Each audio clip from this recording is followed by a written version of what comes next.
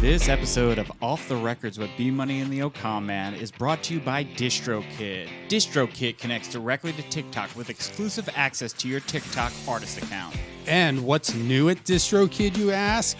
Well, you can do unlimited instant mastering, distribute your music videos, and the newest greatest thing, Bandzoogle, where you can build your band's website and store in minutes. And they have an app where you can post new songs and get paid. And Off the Records listeners get 30% off at distrokid.com/VIP/tour stories. TOURSTORIES.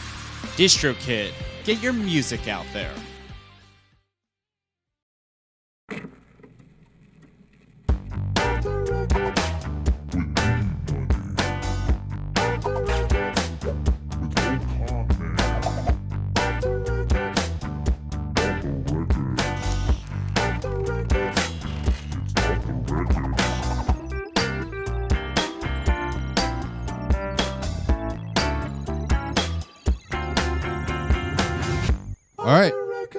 All right. Let's do it. Welcome to another episode of Off the Records with B-Money and the Ocon Man. Ow. Is this whole show going to be like this? Is it this? Oh, God. Ow. Yes! Yes. He did it. He did it. So many people don't do it. They got they just sit there like a normal adult. Yeah. I tried that. I had a few seconds of experiencing that, and it wasn't going well. No, but what I liked about what you did is you were at least commenting on it. There have been people who have just sat in that chair and just stared at us, like really upset. Yeah, nobody wants to be on this show. They all get tricked. I'm happy. I'm happy to be here. Thank you for having me. Yeah, we have this. We're very excited you're here, Tim Kalpakis. Everybody. Hey, how's it going? Soundboard. What is up? You may know him better as Beverly Mysterious, Linda Underwear. Lots of funny stuff happening on Twitter these days. Yeah. Yes. Are you still doing that stuff? Are you on Twitter? No, I don't even look at anything. I'm not on Twitter, and I also don't remember. Like, I ended with a bit, that I don't even remember. So when I look at my Twitter, I'm like, I don't even remember what these last 10 tweets are about. And there's nowhere to do that. I mean, you're not going to be like, hey, everyone, I'm on Threads being really funny. No, you can't do it on Threads. And Blue Sky. Have you been to Blue Sky? Yeah, it bums me out. It's such a bummer. It's like Rachel Maddow, people who love Rachel Maddow, and furries, and that's it. Oh, really? Well, maybe that's your algorithm. It could be my algorithm. It is weird though, because it's like, I get it that it's like, okay, Twitter's bad because of Elon, and we don't want to give Twitter our money, so we're going to go to this other place. But then if you go there and talk politics, like the Rachel Maddow shit, it's like, we're talking about Trump in a place that we know he won't hear it. Like, was that ever the problem that we needed to be alone without him or whatever? No, to me, old Twitter was perfect. The idea that JD Vance, the vice president of the United States, blocks me because I just kept responding to all of his tweets, being like, oh man, if you were my kid, I'd sell you for fentanyl too. And it was so exciting that I can't even see what the vice president of the United States says. You must be a hero on Blue Sky. Oh man, yeah, no. They your verification is they put one of those horse the flower necklaces. Oh yeah, when you win the Kentucky Derby. Yeah. When I first signed up for Blue Skies, I was like, wow, this is like a who's who of the people I've muted on Twitter. Yeah, nobody uses it. Do you use it still? Not really. You're pretty online. I'm very online, but I only use it to promote strip law. Yeah, right. It's very popular on Blue Sky. It's huge over there. Well, what have you? I haven't scoped out Threads. Have you ever been on Threads? Oh, you don't want to go to Threads. You're kind of forced on the Threads if you're on Instagram. It's teasing it all the time, but then when I fall for the tease, I click it, and then it's like you got to sign up for Threads, and I'm like, well, then I'll never know. It's like when you want to read a New York Times article. Absolutely not. I'm not buying this for $1. I think my problem with Threads and Blue Sky are it's not as irony poisoned as Twitter was, where I really liked in Twitter that you could have a bunch of fake accounts and kind of be a menace. Yeah. Yeah. And like it was fun, and everyone was like a part of it. Like Threads is not that, because like if you comment on it, now you're part of their world, Right? And like everyone could comment on your comment, and it's like not as fun to dick around. And you can't make multiple fake accounts. No, which sucks. Yeah. This is like what so many people are saying is the good thing about it. It's like you can't have these like assholes making all these fake accounts just trolling, and you're like, that's really sad. You can't troll. Well, it depends how you use the fake accounts. You know, I mean, there are fun ways to do it where you're not harassing people. You know, like I would just harass myself with my fake accounts. But your fake accounts would also harass me, like your My fake ex-wife? son and your ex-wife. Well, they would harass everybody though, but I got it the worst. Yeah, I was always like a fat, small dick loser who owed like thousands of dollars in child support. Now, is that just as we're getting older and it's not as fun to do that anymore? Because I guess we could find a way to futz around on the internet. It's too much work, probably. You have to I don't know. And also, I think it's just like, yeah, it's the time it had its heyday. When Twitter was new, everybody was like having fun with it in their own style. And now it's like, I don't know. TikTok, I guess, is what people use. Do you have TikTok? Oh yeah. I mean, I don't post on TikTok. It feels like TikTok is where you go to just like, it feels like entertainment. You watch it. I don't feel like any of my comedy friends are making TikTok content at all. I feel like it's where you just go to ingest stuff. I don't know. I don't watch it. But Tim, you gotta watch it. You gotta watch it. Like, you're gonna like it. Well, it's just like nonstop, like 10-second videos, right? Yeah, but it like learns your brain really fast. So it's like, for me, it's just like, this is all the best Bruce Springsteen videos I've ever seen, you know, because it just gives you what you click on. So You're a Big Boss guy? I'm a Big Boss guy, yeah. How many times have you seen him live? Shit, maybe like 7 or 8. Wow. Damn. I saw him once. I've seen him once. I don't want to brag, but one time at Starbucks in Red Bank, New Jersey, he held the door for me, and it was like when I was in high school. It was very, very Starbucks. What a man of the people, huh? man of the people. You know, the working man, the blue collar guy. My two, because I'm from the Jersey Shore, so his son was a freshman in high school when I was a senior. So like, apparently he would go to like basketball games, but I never saw him. But like I ran into Bruce Springsteen like 12 times, and I've ran into Bon Jovi about 55 times. Oh, wow. That's great that the Jersey guys really are like, let's make ourselves known. Let's be around town. Oh, my God. Yeah, like I've like checked out Bon Jovi's dad at Best Buy when I worked there. It was... But Bruce, when you see Bruce, it's fucking awesome. I mean, I can't imagine. The best... You know Howard Kramer? Yeah. He said he saw Bruce at the gym wearing a old-timey bathing suit, kind of like working out in a one-piece wrestling thing. Makes perfect sense. Yeah. Howard Kramer from 10 minutes away from me. My mom and his sister work together. Wait, what town are you from? I'm from Keensburg, New Jersey. It's one town over from the Quick Stop from the movie Clerks. Damn. Yeah, that's why he's in show business. That's why I'm in show business. Kevin Smith liked how I bought gum. I like your style. I'm a Jersey Shore. I'm from upstate New York, like the Hudson Valley, but every summer we went, well, too far down. We went all the way down to Wildwood, New Jersey. So I almost missed the whole state. But I was like a Cape May Wildwood kind of kid. Wow. Man, maybe we crossed paths in our youth. What were you, I would go to Wildwood. Are you from Philly? Mm-hmm. Yeah, it's all Philadelphia people down there. Yeah. I love it. I went back recently. It's still fun. And you know, like you expect it to be sad or that all those towns would be weird, but that one's doing well. No, it rules. It has like the prehistoric Wawa when you pull in. Yeah. It kind of looks like the Flintstones Wawa. And they put the huge ribs on your car and you tip over. Yeah. That the Wildwood Boardwalk is one of the most unique places on the planet. Like I went last summer. I went with my aunt lives in Avalon, New Jersey. Mm-hmm.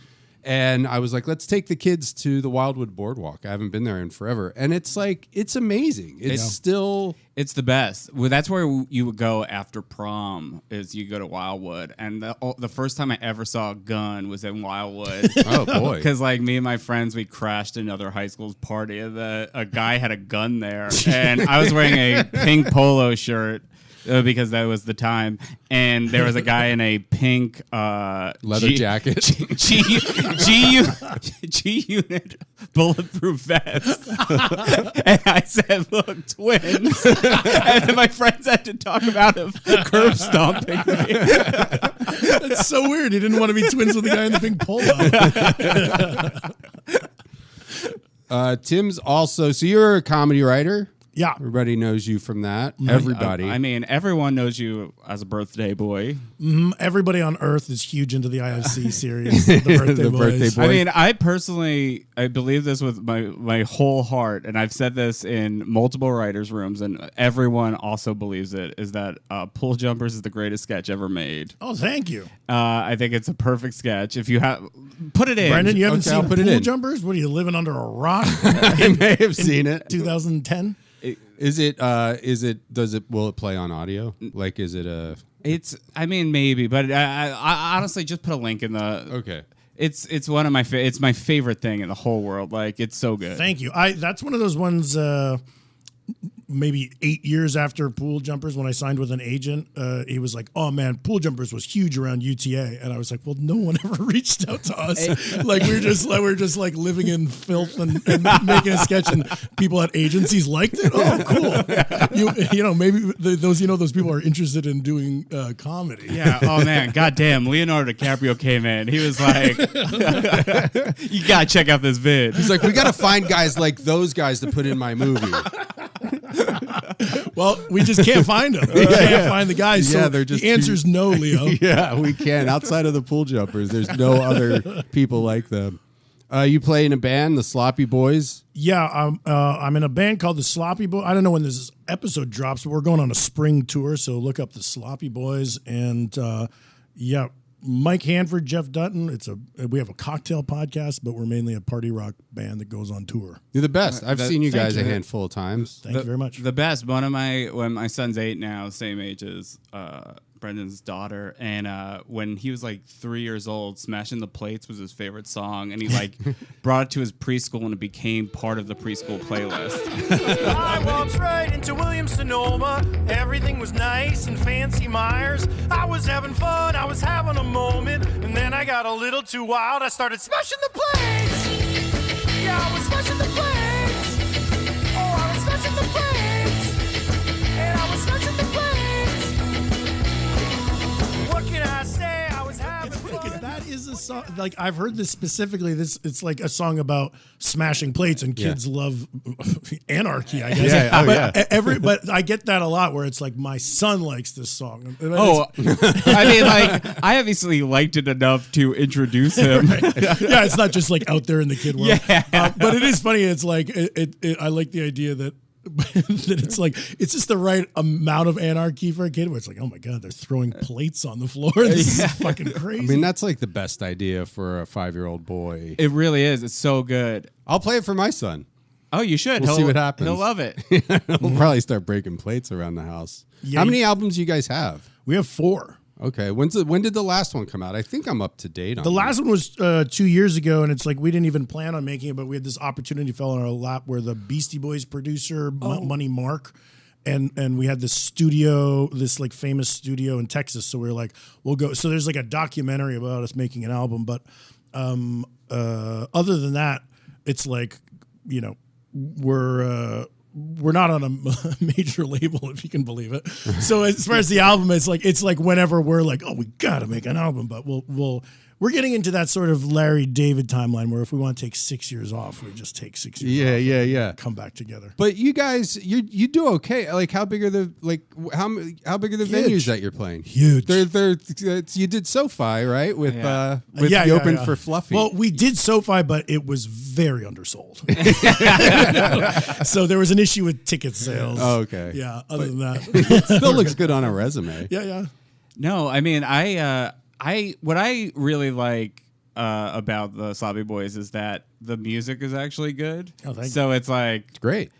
it's not. It's like something that it mirrors what I actually listen to. So I'm like, this fucking rules. Like, Well, it's funny because it's like if music is funny, it's weird to like. There's a lot of funny stuff that is a one and done listen. And it is like I remember being a kid, in my Discman having a Weird Al CD, and that's not a cool kid. Right. If you're walking around listening to Weird Al a lot, you're like you're kind of supposed to listen to Weird Al once and laugh and move on. But I think we thought about that you're not gonna like. I mean, I love The Lonely Island, but you'd be weird if you're like listening to a joke song. My favorite album to listen to is a Lonely Island album. Are you a Ween fan at all? Big blind spot for me. Where should I start? Chocolate and cheese is probably a pretty accessible. I mean, they're all. It's the thing with them is everything musically. There's no like genre that fits it. It's not like they're heavy metal or alternative. I feel like music though right now is heading towards this direction where there are a bunch of bands that have like super funny lyrics and also fucking rock. Like there's this band out of England called the Bug Club, which I hard recommend. Their songs are so funny, but they also are just like great pop songs. Yeah. I think it's funny because music we were just talking about how like movies have gotten funny too, like drama movies have gotten funnier. I think it's the same thing with music where like I like Viagra Boys or 100 Gex. If they called themselves comedy groups, then it would ruin their sales. Ruin the whole thing. People don't want comedy. But 100 Gex having that lyric like Anthony Kiedis sucking on my penis is like one of the funniest. But to just say like we're hyper pop, then that makes them rich. If they said they were comedy, they'd be like, hey, it's a rough industry. Well, if you like the Viagra Boys, you'd probably like Ween. There's a big crossover there. Quebec is a good album. I mean, they're all great albums. But I would start with like Quebec or White Pepper or Chocolate and Cheese. I'm going to listen to Quebec on my drive home from this podcast. Quebec's a good one, man. Like how big you guys just did a tour not too long ago, right? Yeah, I mean we're fully I'm a TV writer, but sometimes it's like these giants, especially with like an animated show I read for Digman, so we'll have like 100 years between seasons. So we just signed with a touring agent. So now I'm like a road dog guy. In 2025, we did 50 shows. So like, when I do my taxes now, it's like my job is like guitarist. Yeah. Oh, wow. I'm like mainly like I don't think I wrote one word of television in 2025. Probably not. I don't think so. Okay. But then, so the band is like, it's funny to, like we did it backwards where at 42 now I'm like, hey, my band, I gotta get in the van, my band is going on tour. You're supposed to do that first and then settle into. I think now's the time to do it though. Everybody's a lot more chill, you're not I mean you guys like to drink, but nobody's like a problem. Yeah, we're kind of, I'll tell you what, we do drink a lot on tour, we do party a lot, and it hasn't been a problem. It's kind of odd, but we have this deal that if you buy us shots during the show, you're allowed to come on stage with us and take a shot. So sometimes will do 7 or 8 shots of Fireball or Jägermeister. When I first started comedy, you know what comic had that same deal? Who? Artie Lang. And he's so healthy and it's doing great. Famously under control. Yeah, very measured man. He's kind of an idol for us. Wasn't he on that Pete Holmes show? He was. Were you on that show? No. I got robbed. I lived that show. I knew Pete then. But like Artie in that when he was on that show, I think that was when he fucked up his nose forever. Oh, really? Yeah. Oh, shit. Why doesn't he get that fixed? I mean, it seems like it's fixable. I don't know. Right? Or, I mean, I'm not a nose doctor. Maybe he's not vain. I mean, because like he was crushing up pills with a salt shaker and broke the salt shaker, like the glass, and then still snorted it. Oh my god! And it tore up his nose. I don't know. I feel like he doesn't go to the doctor. Is that a vanity thing? I mean, yeah, it's a vanity thing. I want my nose to look. Well, no, Tim said he didn't get it fixed because he's not vain. But I mean, that's like it's more of a that's like a real that's like an injury, and like that would be good for you guys, your band. Everybody get Artie Lang noses. Yeah. Well, Tim, I bumped into Tim at the grocery store. Oh yeah, I won't say what he was buying. Yeah, what are you guys doing at Albertsons? I go to Albertsons every single day, sometimes twice. I live right there. It's a way of being like, hey, I'm done. Like to punctuate. I was writing in the morning, and then I need a little break before I do something else. It's like I will walk into Albertsons and buy one banana and then leave. I never fill my fridge ever. I just use Albertsons as my living room, kind of. Oh wow. That's cool. How do you use your Yeah. What are you doing at Albertsons? I buy food for my family. I go, okay, maybe, I've seen once a people doing week. This. Yeah. That's interesting. I'll get, the typical stuff, bananas, condoms to demonstrate on how to use show your kids learn That's all I do. I buy stuff to demonstrate. The bananas go brown, you throw them out, then you buy new bananas, new condoms. Yeah. Condoms expire.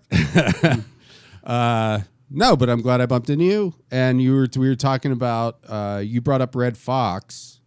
Because, you said comedy albums, and I feel like, kind of like we were just saying about Ween, I feel like I got a lot of blind spots that are almost too big.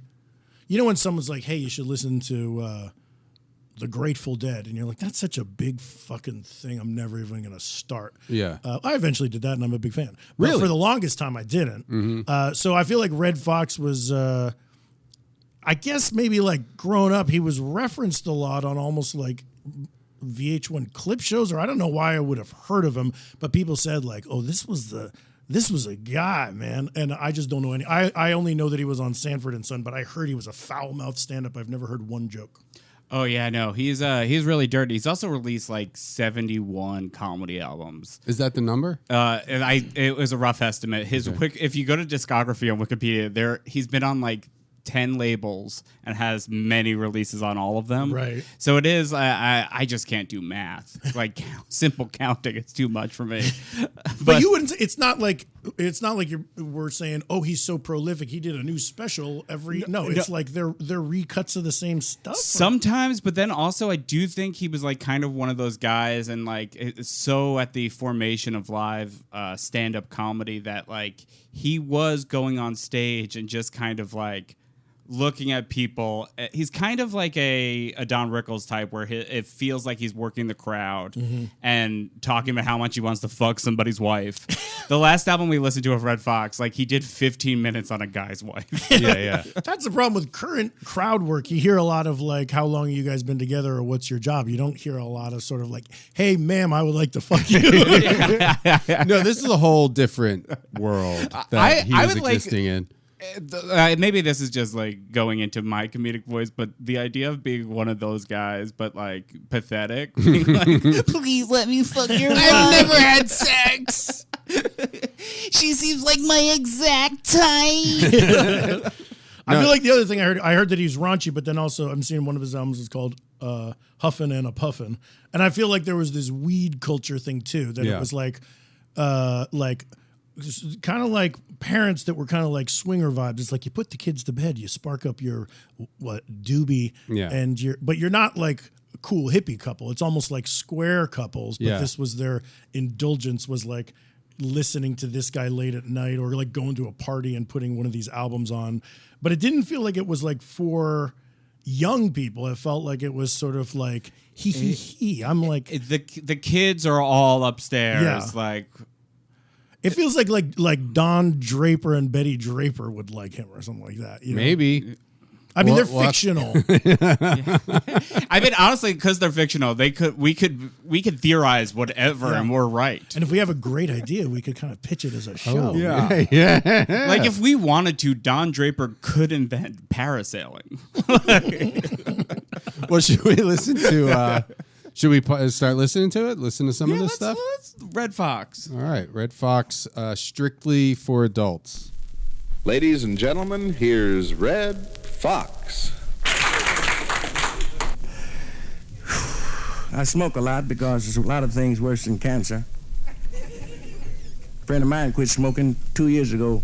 Didn't want to get cancer from smoking, so he came here to see the fair and got killed by a cab. Smoke got in the cab driver's eyes.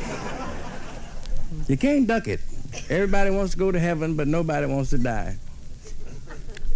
I feel like this was on the other. Stop taking them pills. Stay out the doctor's office. Go ahead to heaven. No, So long. he absolutely didn't open with, "Hey, so my friend died," which is a funny way to open an act. Your act. Yeah, smokers, you might get hit by a cab. Sounds familiar. A plane crash is worse than cancer. At least with cancer, you can watch the football game just went on color TV. Plane crash, you can't even watch your bag bust open. He sounds You can't real even clench your old. fist, so the searchers can't take your diamond rings off.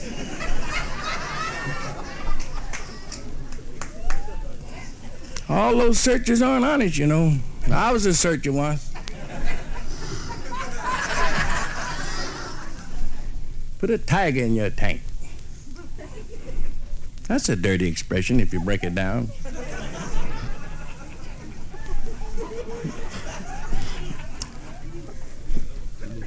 A lot of words sound like dirty words. Freckle, that sounds like a dirty word to me. Just say it in your lips, it sounds dirty. Freckle, you dirty mother freckle. Yeah, he didn't write My any of parents this. were mixed. This is all off the dome. Better than being left in a 36 Buick. Never had one, huh? I had a will 36 say, Buick in if you could pause 54. this, it is crazy to hear somebody like reference a car and it's from 1936. I mean, it's kind of the same as us mentioning an 80s car at this point, which right? we do like to do. Yeah, that's all we talk about. But it's wild though, just because I don't think we've ever lived in a time where people did that. Like there wasn't like Seinfeld wasn't talking about his dad's like 36 Chevrolet. I think it's funny that he's kind of speaking in the cadence as if these jokes are one-liners that are like Stephen Wright or something like that. But it's not like they have a trick to them. Like, you know, it's like he's funny, but he's just saying straightforward, funny stuff. But it's delivered like I think I got to inspect it for some like like one-liner punch. It's not. It's not. It's very people have obviously come to this show to just hear Red Fox talk at them. Right. Yeah, I don't. I'm trying to find what year this came out. That's what I was looking up, and I can't find it. Yeah, none of these. There was no years on any of the Red Fox stuff you have. I feel like maybe they're intentionally kind of hiding that because they wanted to re-release the same material over and over again. But he sounds ancient in this recording. He does sound older and like less energetic than he did on the other. Oh, you one. got to wash your ass. Yeah, and you the got to other wash one your that ass. I've heard of that. Okay. Yeah, he invented washing your ass as a concept. Oh, wow. But that is, I wonder, does he have like a definitive album? I mean, it seems impossible when you have so many. Because yeah, I am on his Wikipedia, and there's, I mean, you can't even count them. On the cover of Wash Yo Ass, is he like holding his nose? God, I wish. No, here, I have it right here. Yeah, it's. Oh yeah, okay. I've seen that. That's he's lifting a horse's tail, and he's sad that the horse's ass stinks. I've seen this. This is a classic comedy album that is on lists and stuff, right? Yeah, I think this is like considered like his magnum opus. Okay. Wait, have you guys seen the Martin Lawrence SNL monologue about washing your ass? Oh yeah, washing your ass and pussy. Yeah, that is wild. Yeah. I only saw that pretty recently, but he's just really digging in.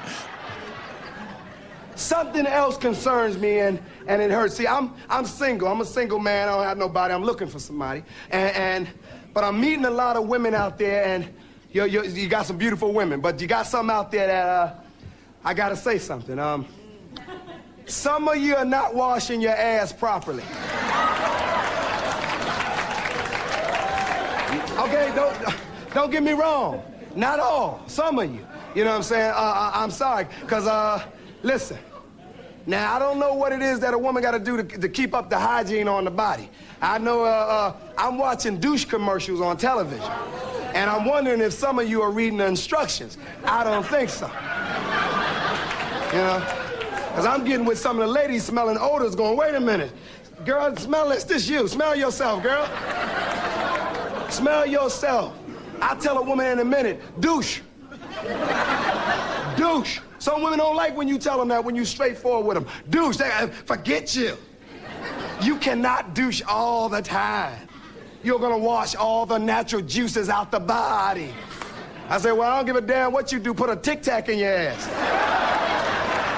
Put a cert in your ass. You know? This is like a good damn place for a stick up in your ass. I'm sorry, y'all. You got to wash properly, you know? And then, you know, because I'm a man, I like to kiss on women.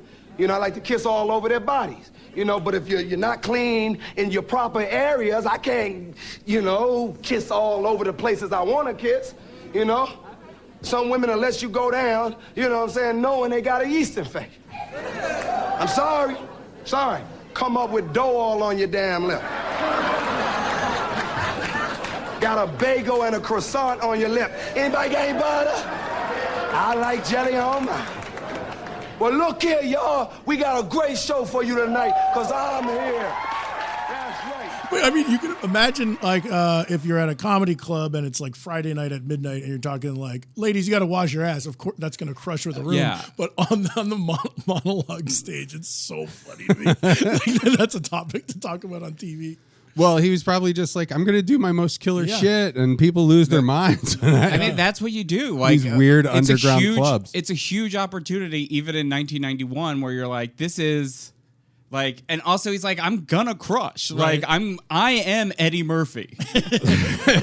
That would be good for Saturday Night Live to have an all band episode. Have like Dice on. Have Martin Lawrence on. Let the Seagal. Replacements play. Is Steven Seagal banned from Saturday? He was apparently a nightmare that week. He's like the only host I've ever heard the cast ever shit on, like publicly. Everyone. Right. Because he pitched a sketch where it's like, I play a therapist who rapes his patients. Yeah. and then like there was like somebody pitched that he's like kind of like a weak guy and he like wanted to fight them. How dare you? I'm strong. Confucius say penny's not best thing in world, but next to it. I don't get it at all. Confucius also say better to sleep with old hen than pull it. Better to sleep with an old lady than jack off. I didn't know you knew about chickens. Okay. What's the penny? I disagree. I'm so confused about the penny. Folks here come from the country. Wait a second. You would rather Jack off than and have sex with a old lady? I mean, I guess it depends. If it's Meredith Vieira, I'm in. It is. I was sort of implying it's Meredith Vieira. Well, then, yeah. Oh, I mean, would. Meredith Vieira is looking okay. And you know she doesn't wear underwear. You know, I actually didn't know anything about her whole underwear situation. Yeah. This is like the third time you brought up. She's publicly stated she doesn't wear underwear. Is she multiple still on The times. View? I don't know. She hosts a show called 25 Words or Less that I'm obsessed with. And she opens up every episode. She's like, with, ladies I'm and Meredith gentlemen. Vieira. I'm not wearing underwear. Before anybody asks, I'm not wearing underwear. That's crazy. She's like 70-something. She's not 70. She's got to be in her 60s. I think she's 70. And also, I think like everyone looks good now in their 60s. To me. I feel like they all look too old. I actually think you guys look like shit. Meredith Vieira is 72 years old. Oh my God, where is she hiding it? So wait, what would you rather do? Would I rather have sex with Meredith Vieira or masturbate? I've masturbated hundreds of times, loved it. Yeah. But I'd probably rather have sex with 72-year-old Meredith Vieira. Now, what if it's just some like really just old lady? Like a typical, like, you know, like a stereotypical old lady, kind of hunched over, like old. Like Estelle Getty? Like Estelle Getty from Golden Girls? Like, yeah. Because she's the stereotypical old lady. Yeah. Yeah. They don't look like that anymore. Old women look like Demi Moore. Yeah. I bet if you go to New Jersey, they still have old people. Oh like no, that they're Italian. They're perfect. They're all shrunken down. It is funny that it used to be like you just hit a point where you're be like, okay, I'm an old lady now. I'm going to cut my hair really short and have it be all curled up into a ball.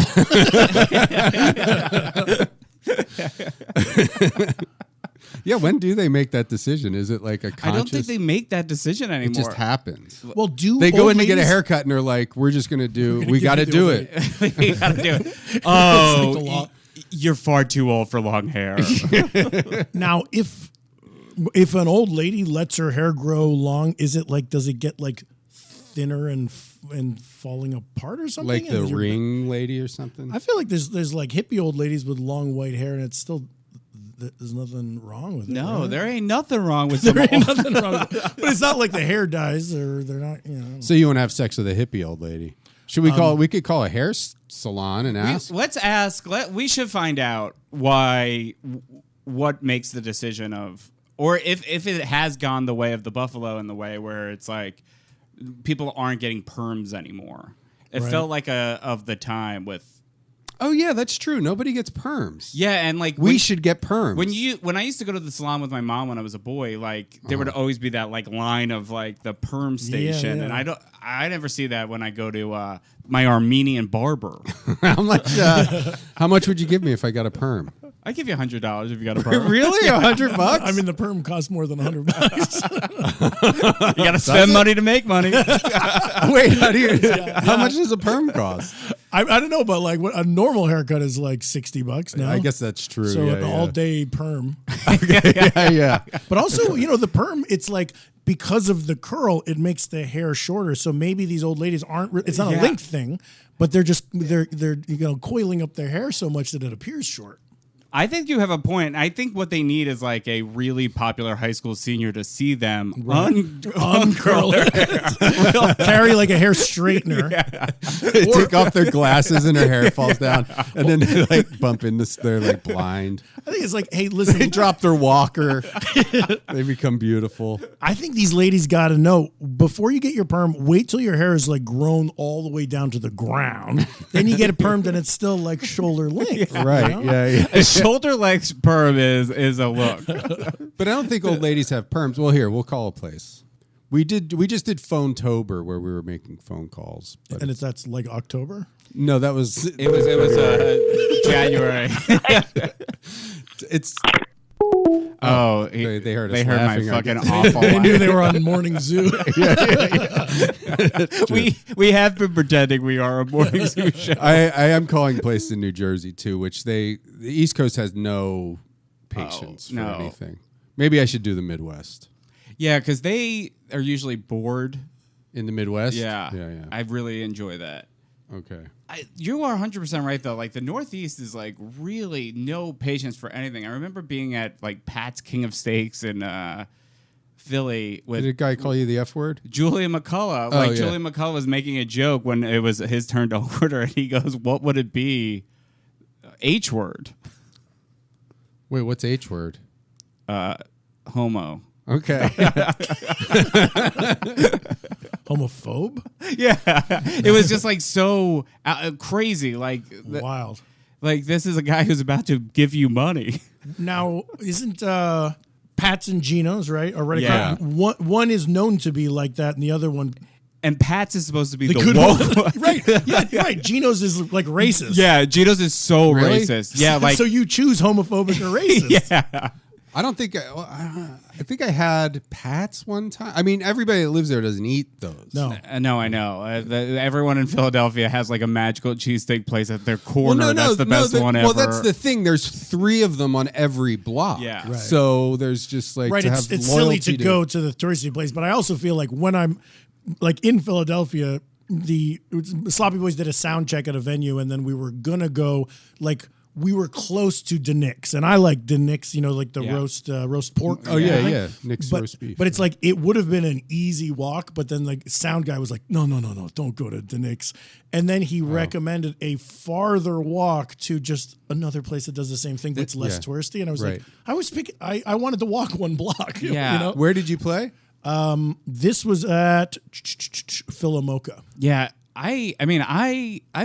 I've now had probably like 30 different places in Philadelphia. Cheesesteaks? Yeah, cheesesteaks. I mean, it's the only time you notice is if you have a bad one, like if it's just shitty. But otherwise, I feel like the best cheesesteak and then the cheesesteak that's in 10th place of being good. It's like like us being a wine snob. Yeah. Well, yeah, it is. It's like it's all the same. But Angelo's is really good. That's the one that everyone now is like declared the Angelo's? best one. It's Okay, so I'm gonna good. try it. They created Cooper Sharp. That's like they're the first people to do that. It's really great.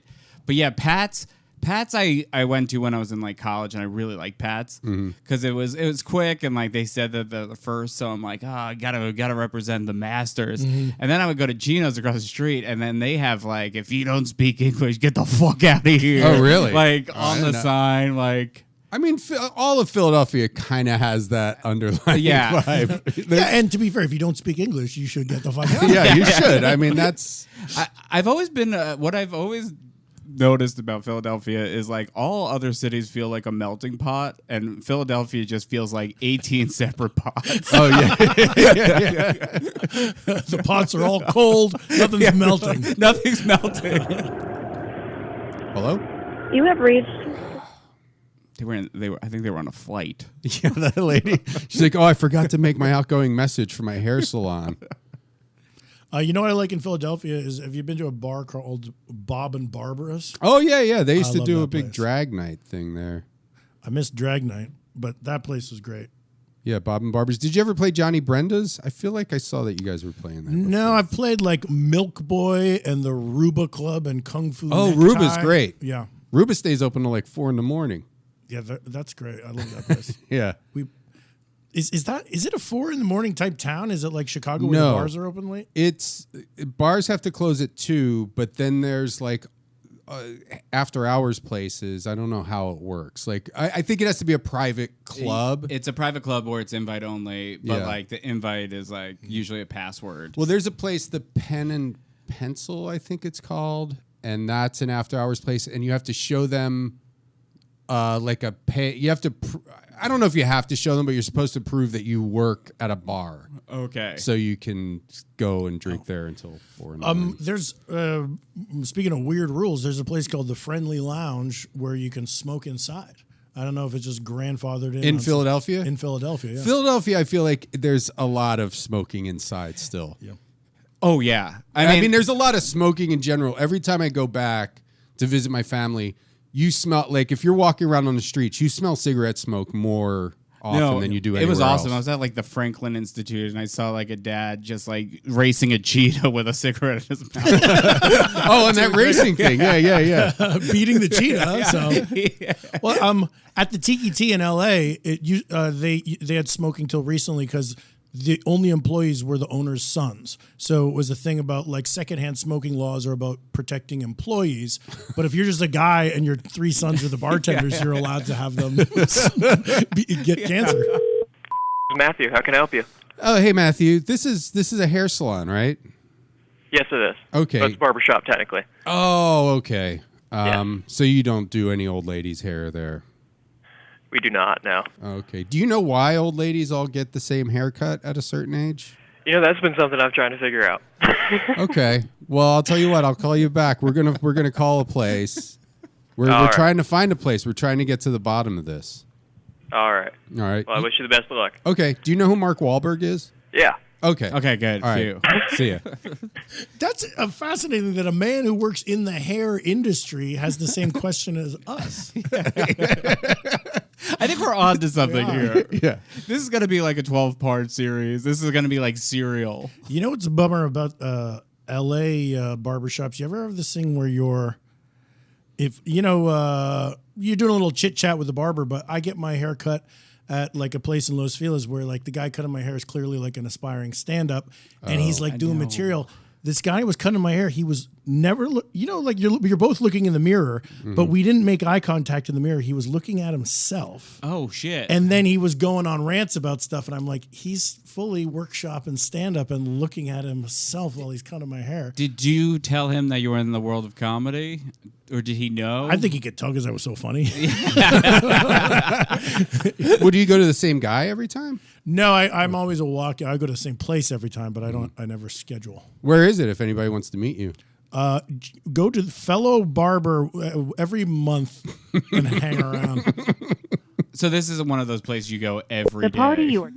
Yeah, I mean, I wanted to go there every day, but my hair wasn't growing fast enough. And they were like, Tim, it's just stubble, Tim. There was I had a lot of friends like in the mid-aughts that would get haircuts every week, which I always felt like that was like a real luxury. That's like a Jersey Shore jib tan laundry thing. It's a fade type of a thing. My parents were just telling me that they got the car wash they go to. You could get a monthly pass. Please and press 1 they've been for going our- every day because they bought the pass. Wait, to the barbershop? No, to a car wash. Because it's just they're like, we paid, so we may as well go every day. So they just start their day with the car wash. Oh, that's incredible. Yeah. That's How can I help you? Hey, how's it going? Good, thank you. This might sound like an odd question, but do you ever get any senior citizen clients there? We do, yeah. Now, you know how like every old lady has like the same hairdo at a certain age? Sure, yeah. Now, how does that work? Is that just something like why does that happen? I couldn't tell you that. It might just be because it's easier to manage. Okay. And when they come in, what do they ask for? Or they Just a women's haircut. A woman's haircut is what it's called. Yeah. Okay. Is anybody doing perms still too? Not here. Okay. Is that still a thing? Yeah, it is. Okay. I just don't think it's as common. All right. So what age do you think that the women start going for the women's haircut? Every age. Do you mind if I put you on a brief hold? I have to check some clients in. Can you not? I have to check some clients in really quick. But I have Sean just got here. Sean? Oh, hi. Sean? Yeah, he's right here. Yeah, no, we're calling about my mom. Her hair feels too young for her age. Okay. So I just need like 1 minute, and then I will be right back on the phone. Okay, well, we'll give you the minute, but I want you to Google Zendaya's haircut from the Oscars last night because it's important. Okay. All right. 1 sec. Okay. I mean, should we wait on hold, or is that? I don't know what else I have to say. I mean, you told her that you can't. I don't have time to hold. Didn't explain what the urgency was on our end. We know she has work to do. Yeah. Sounds like also we're on some sort of schedule. I did. Yeah, I just don't like waiting. I'm sorry. Can I put you on hold? No. Oh shit! This guy can't hold for this question about hair. I mean, should we try another place? Hi, I'm back. Yeah, that's okay. Hi. Hi. Hi. Okay, so my mom is 71 years old. She Okay. has like kind of a young haircut. Like it feels too young and playful. And we're looking for a place to take her that will give her that like old lady, like the Rutger Hauer style haircut. So you want to do like just a short haircut? Short, but like those short curls, like where it looks Okay. like you bought like an old lady wig at Party City. I see you told me to Google the Zendaya's hair at the Oscars. Yeah, that's what my mom's hair looks like now. It's okay. like too playful and flirty, and I'm really worried to bring friends around her, so I want to get those tight curls. You want to do tight curls? Yeah, like it's short and it's like really curly, Like the short old lady hair. Yeah, like have you ever seen like a high school play where like a 15-year-old plays an old woman? Like the wig that you would wear for an old Sure, lady. yeah. Now, this is another question. Sean's mom has healthy hair for her age. What happens to a lady's hair when she gets old? I don't think anything really changes. If you want to book a consultation, we can do that, and she can come in or I could just book you in right now for a woman's haircut. Yeah, do you do walk-ins? We do, but I do a we do have a walk-in. pretty busy schedule right now. So I actually do a walk-in. He does a walk-in. Can he do Do you want it? to hear it? you want to try to do a walk-in? Yeah, do the walk-in. Do your walk-in. Hey, my mom would like her hair to look more age-appropriate. That's Yeah. why we're calling. Yeah, that's fine. Oh, that was good, right? That's what I was thinking. Yeah. Okay. Is there a date that works best for you that you want to schedule for? We'll have to talk to his mom. Yeah, I got to call her. She's hanging out with her friends at the mall right now. Okay. All right. Well, thanks. We really appreciate you taking the time. Yeah, to no talk to us. problem. All right, love you. Love you too, Sean. Okay, we'll talk to you later. Bye. All right, love you too. Love you. All right. So it doesn't know who Christopher Walken is, but still answered you when you started talking in a different voice. I mean, maybe that wasn't a real good impression. It worked out in the end. Yeah, that might have been an indictment on your Christopher Walken impression. You workshop and call back, and she's like, "Oh my God, Christopher!" I know everyone could do it. I'm so bad at impressions. Are you good at impressions? Yes. What's funny is Jay Moore thinks that everyone took his walk-in, that he was the first. Yeah. This happens with comedians in general. Though? Oh, you're right. Kevin Pollak. Oh, wait, Kevin Pollak thinks everybody took his? Kevin Pollak thinks everyone took his, yes. Oh, okay. Well, I mean, Jay Moore is kind of notorious for taking other people's stuff. Right. Yeah, he stole at SNL. That's a big thing.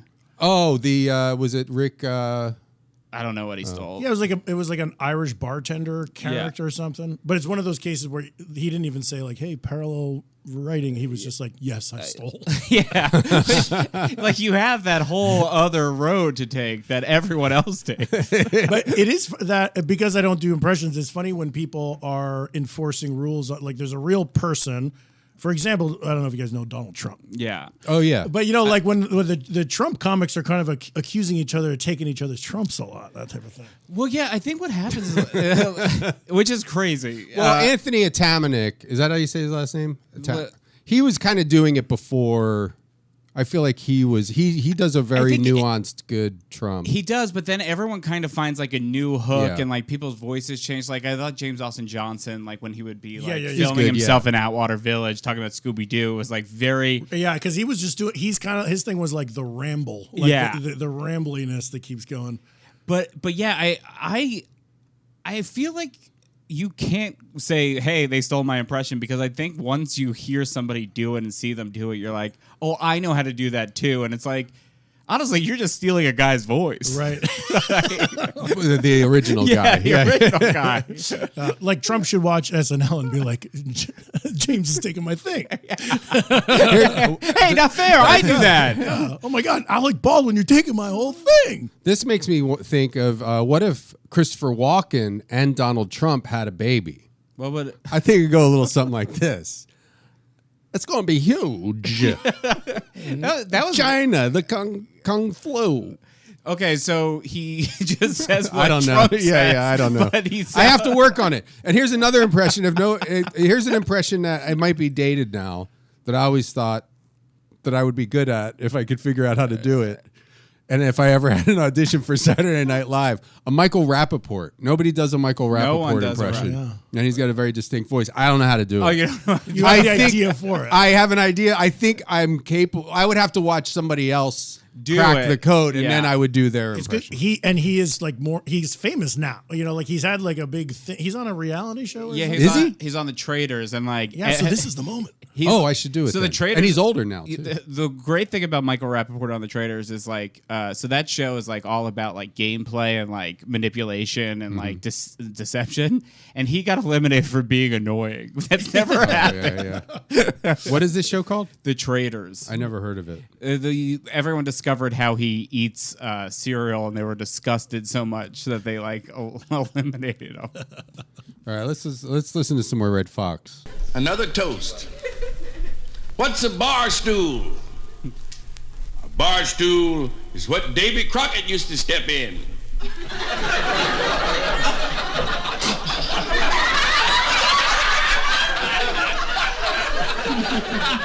I don't get it again. Bear shit. Bear shit? Okay, I got the stool part. Yeah. Right. Yeah, I get the bar like a bear. Okay. All right. I'll say yeah. Gotta be. A girl's legs are our best friends, but even the best of friends must part.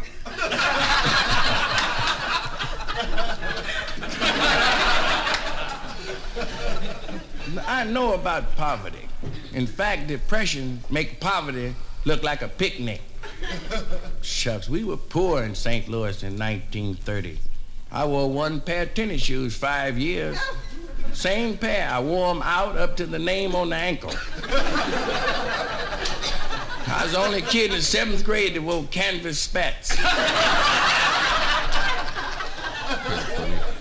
It is. I feel like Never Sinbad forget Christmas told of the same joke. 1931. Our landlady got put out. No, but he was. I like Sinbad's version a little bit better. I'm not accusing Sinbad of stealing. It's parallel thinking. Mm-hmm. You know, on this podcast, we are team Sinbad all the way. How's he doing? He didn't die. He was close to death, Sinbad. Oh. You know about this, Tim? I didn't know about this. Really? I had nothing to do with it. I don't know. He had like a stroke or some shit. Yeah, it's all bad news. The way you furrowed your brow at the mention of Sinbad. And when you said he was doing good, I was sad. Gritted your teeth. Anything came. And my grandfather was in the backyard trying to catch a gopher with his crutch. And my grandmother, she called him and said, "Arthur, the garbage man's here." He said, "Well, tell him to leave 3 cans." Men don't love like they used to years ago. I'm going to tell you the truth. Men really don't. They're not considerate. My grandfather wouldn't think of watching my grandmother get up and make a fire in the coal stove in that frosty, freezing winter time. So he slept with his face to the wall. Saying I want to mention animals. I haven't mentioned animals tonight. I don't. This is baffling to me. It's a weird album. A lot of people don't like dogs. I don't understand why it's strictly for adults. This is like some of the cleanest material I've ever heard of. That's true. Yeah. He's not swearing. He's not talking about sex. Here comes some of his adult stuff. It's too boring for kids. I haven't talked about animals yet. Let's see what he has to say about animals. Hopefully they fuck. Rabbit eat no pussy. There you go, meddling. I like dogs. I've heard people say, "Get that old dumb dog out of my way." I say, "Fool, how could a dog be dumb when they can understand English and you can't speak dog?" I sucked the dog's dick one time. Whoa. It's hard to speak dog. I've tried. And that growl hurt your throat. I saved my record money and bought me 22 acres, and I don't raise nothing but Doberman pinchers and German shepherds. 2,700 of them. Loose. So if you want to bring prejudice to my place, come on. My dogs don't know but 2 words. Eat 'em!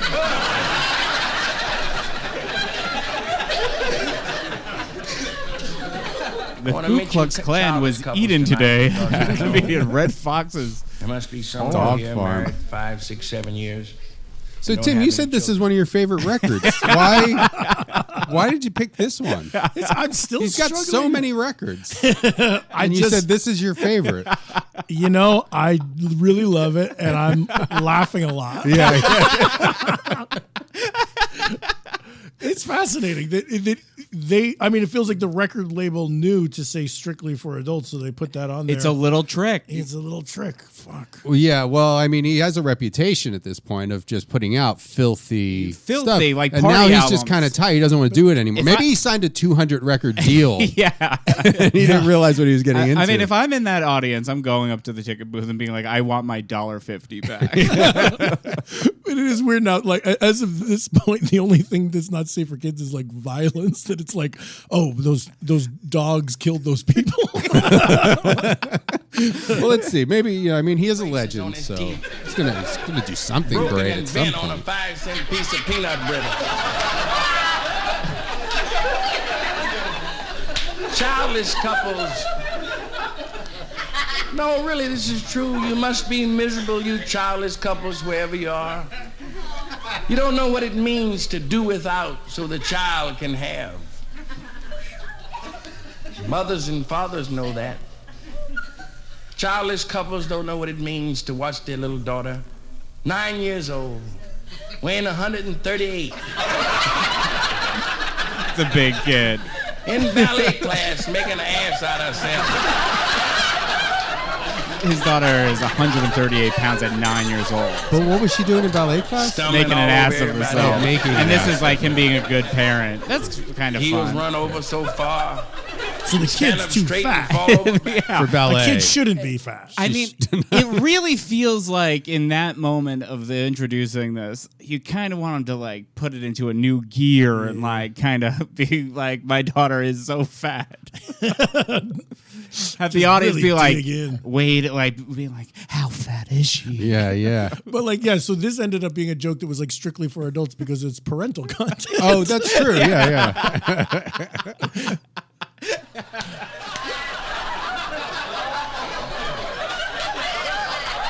Every time we turn the record back on, he's just killed.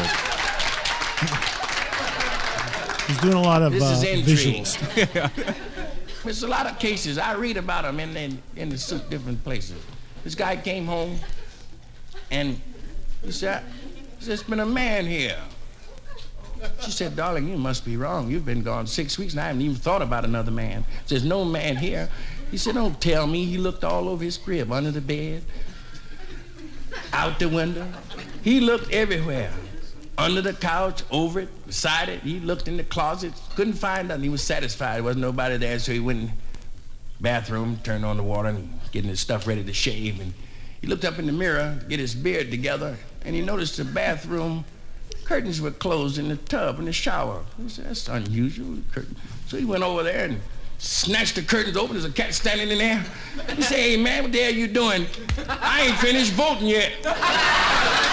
Oh, there's a voting booth in his bathroom. Oh, there was. There was, yeah. This was. So I see the mix-up. Yeah. I know historically that this time in the 50s and 60s, they were putting voting booths in. What I kind of like about that is the misdirection is just so you are misdirected the entire time, and then just confused at the punchline. I mean, maybe everybody's smoking pot or something. But I've smoked pot before, and I don't know. Maybe this would be fun. Why did he not go in the bathroom to take a shit? You know, he could have said something. He could have got some Well, he's strictly for gonna adults. shave. But he said you're getting your beard together in the mirror. Yeah. Well, you haven't shaved in 6 weeks. You've been gone. You've The been first gone. thing you've done after accusing your wife of cheating on you is to go in get your beard together. Hey, he called his house his crib. I didn't know that is slang from back then. I thought that was like more modern. Oh, you thought that was that was invented, pretty cool. When MTV came up with that show? Yeah, the president of MTV is like, what should we call it? Ooh, I'll consult my Bible strictly for adults. But I do, like that was jarring to me, the idea that at the same time you were calling your house your crib and also other guys' cats. Right. Yeah. Yeah, that's two very different worlds. Yeah. I did not expect them to be the same era. Cats is still cool. I can't pull it off, but We've tried. Yeah. So keep trying. I will admit that when he said cat, I had a split second of thinking it was a cat. yeah. Those hogs are There's a having cat to get voting. chance. Now that's a funny bit. There's a cat voting for a mouse president or something, right? Is that why cats love mice? I mean, I don't know, because then he could eat the president. He's got a great platform. Uh-oh. Oh, wait. Maybe he's voting for a gerbil. Oh, everybody, it's Richard Gere's gerbil. He's back again. Hey, everybody. I'm sorry I was sleeping, but did you just say he did a bit about a cat voting for a mouse? Yeah, but he was using cat as almost like slang term for like another man. I never heard that before. Okay, I got to go back in my hole. I'm watching MTV Cribs inside of Richard Gere's ass. Okay. I just got a new TV in there, a flat screen. Nice. Yeah. How many inches? It's 8 inches. Which, of course, is That's huge for me. Yeah. All right, he's gone. He's a little too comfortable coming out in every episode. A little bit, yeah. I don't even know how that started. Yes, everybody in the country used to live in a big house, and out from the big house, they had a little shed. Called that the shed house. My brother's in the shed house one day, and he had a long pole, and he was digging down into, he was trying to reach it far. I said, what you doing digging down in there? He said, I dropped my coat down there. I said, you don't want that old coat now, do you? He said, no, damn the coat, my lunch is in the pocket. It'll be covered in shit. I'm here to tell you, folks, Nasty. it's hard to beat Oh, this okay. Saran Yeah, wrap. that's funny then. Yeah. That is funny. Yeah. A guy in eating the corner shit. of the shed house, they usually had a bushel full of corn cobs. Yeah. This was 100 years before Yeah. Z. I think it's, putting 2 forks in potatoes and making them dance like and that guy eating shit. Well, the fact Those that are the funny jokes. The guy dropped his lunch in the toilet and he wants to get it out. That's funny. You think Steve-O did that on the set of Jackass 2? Ate his own shit. Well, I mean, he must have tasted it because he went Oh, that's right. They launched him in the porta potty. in the That's- porta potty, never mind. and everything was covered except for his mouth, so he was screaming the entire. Isn't that like that? It is interesting how like poop is a very funny thing to talk about, like making poop jokes. Saying like, "Oh, eating poop" is kind of funny. Like our kids, or at least That's my nasty. it's, So but the reality, your kids have like a fecal fetish? no. They just think it's funny to talk about poop. But in reality, it's disgusting. I hate it's seeing nasty. it. I don't. Yeah, nobody wants it in there. I don't. I shouldn't talk about it. Here he goes. All right, I'll talk about it. He's on his soapbox. No, there was no. When poop is gross. yeah. Guys, stop making the poop jokes. It's not funny. You drop your lunch and shit.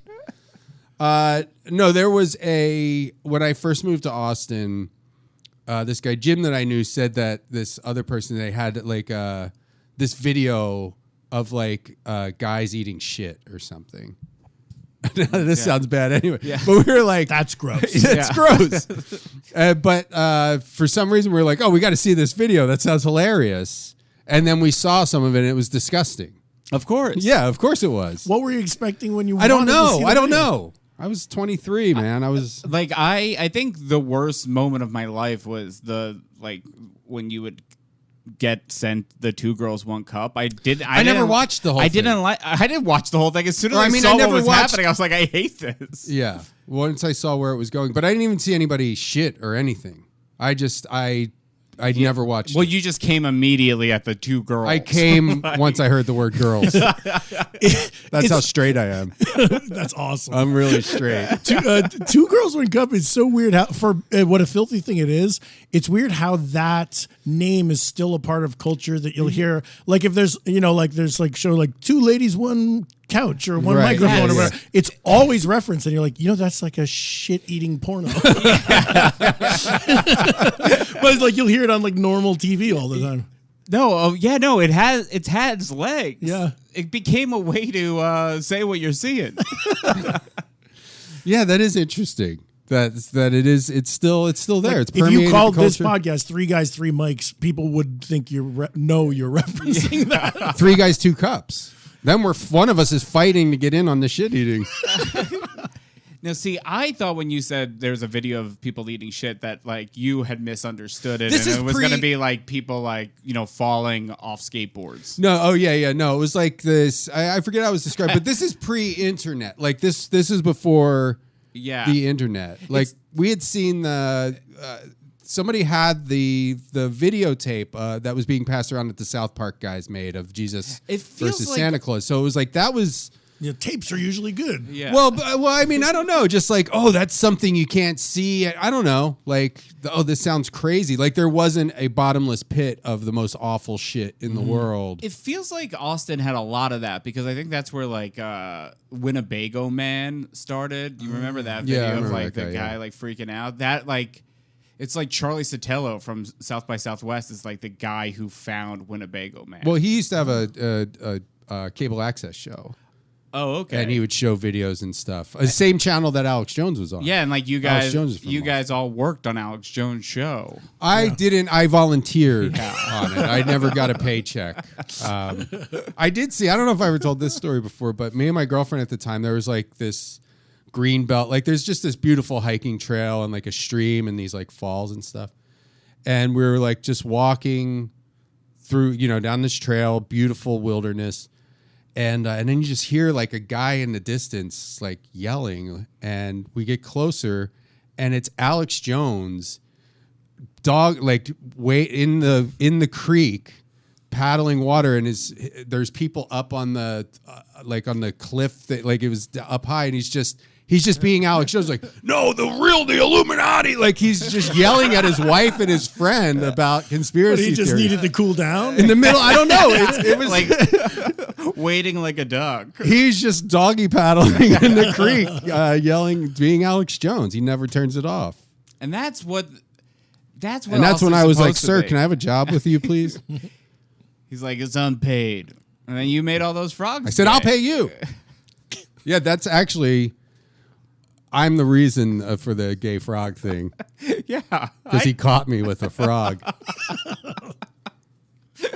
The frog made me do it.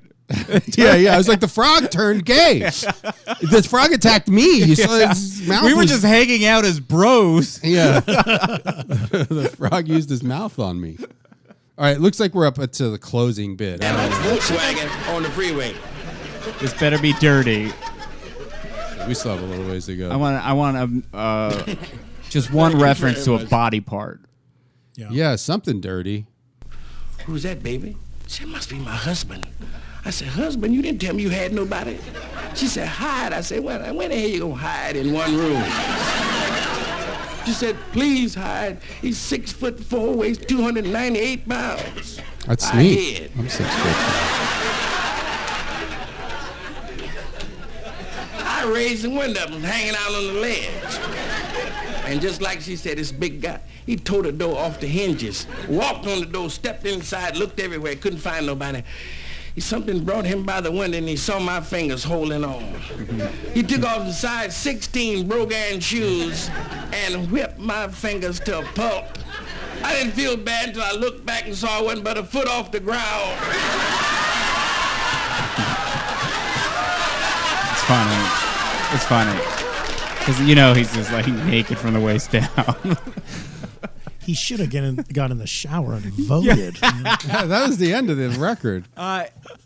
It does. One thing that I've noticed the more we've listened to Red Fox, he has a lot of jokes about cheating, Yeah. like on his wife, or he's having sex with someone else's wife, and so he was. There's no comics doing that now. That is true. There's a lot of wives I'd like to have sex with. Not your wife. Don't. All right. Not even close. Oh boy, guys! I'm ready to throw it down. Don't worry. I don't want to have sex with your wife. A lot of long walks. Like I was thinking about the eating the lunch out of the shithole thing. It's like, why did he have to teach us what a shed? Like it was like a shed house or something. Yeah. Like I know there's the art of the kind of like bait and switch where you some specific language, but it felt like there's a lot of extra color that we didn't need. Yeah, no, it does feel like this is a man who's trying to stretch out the thinnest of premise. He might have just, I don't know. I mean, I don't think he did a lot of preparation for his records, so maybe he just, I don't know. Yeah, he just didn't. He was like, shit, I forgot I have to record an album tonight. Right. I'm just going to go and try and... What have I been doing? I accused my wife of cheating on me, and then I actually cheated on her with another guy's wife. Yeah, or like maybe he has this whole like bunch of old jokes in his head that he carries around, but then tells them a little differently every time or something, because it felt like maybe different specifics getting in there. It does... He has or maybe Norm Macdonald had like a Red Fox quality, where it does feel like he's heard every single joke and like... Part of the joy of telling these jokes is adding a bunch of specifics that don't need to be there to make them like Shaggy Dog. It's just fun for yourself to like on tour to get to say some new words. I mean, I will say like on the surface, like he sounds very funny, right? Like just like his cadence. That's why some of the jokes are head scratchers, because I'm like, I feel like I'm listening to a funny man talk. Like it just sounds like if I was in that room, I'd be like, there's a funny guy. Yeah, I mean, he's obviously a very funny guy. I was very, very confused when he did like... I noticed like I started stand-up comedy in New Jersey in like 2004, and there was a bunch of like older guys who would do like funny limericks on stage, and he did a little bit of that, and it really put me back in a place of being like, Should I do comedy? Should I do limericks? Yeah. I was expecting like Andrew Dice Clay type rhyming comedy. A lot of different ways being like, what rhymes with cock? What rhymes? Cock is the hardest word to rhyme. Yeah. What are you talking about? Rock, sock? Oh, wow. You should do these. Great jokes right there. Great. Yeah. It's like one of the easiest words in the whole world. I dropped a rock on my cock, and then I stopped the bleeding with a sock. Yeah. The perfect joke. That's the perfect joke. Then my doc mocked. Oh, wow. You should be doing this stuff. You got to get back into it in New Jersey. Yeah, you got to go back to Jersey. So that's another episode of this. Yeah. That's it. Yeah. Sorry. Yeah. So Tim. No, Tim, I'm super excited. I'm just bummed by the record. I thought I was excited when you brought up Red Fox when I bumped into you. I was like, I have a ton of his records, and we listened to one. I thought it was going to be like a fun. Brendan thought you were talking about Nick Wilde from the Zootopia movies. I was. Yeah. He is a red fox. Yeah. Well, it's funny because I feel unfulfilled because the one thing I want to do was fill in a blind spot. If I would have learned that I love him or hate him, it would have been successful, but I really still don't know it all. Yeah. We just kind of listened to an album of like a guy talking into a microphone.